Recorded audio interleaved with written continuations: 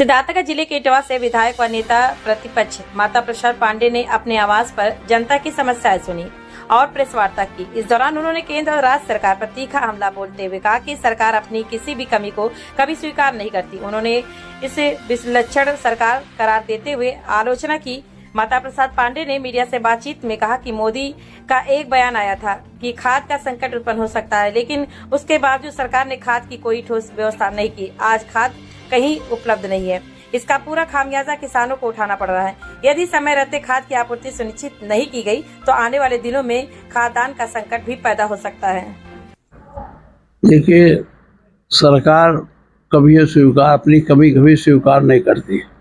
ये विलक्षण सरकार है जो अपनी कमियों को स्वीकार नहीं करते हैं।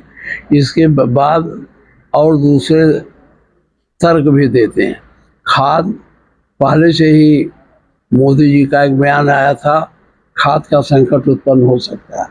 तो जब वो जानते थे तो इसकी व्यवस्था करनी चाहिए, क्योंकि कुछ खाद तो हमारे देश में है, कुछ विदेश से आती है। तो हमारे मान लो विदेश वाली खाद नहीं आ पाई तो देसी खाद जो DAP वगैरह है, जो सुपर फास्फेट है, ये तो पर्याप्त मात्रा में उपलब्ध होनी चाहिए।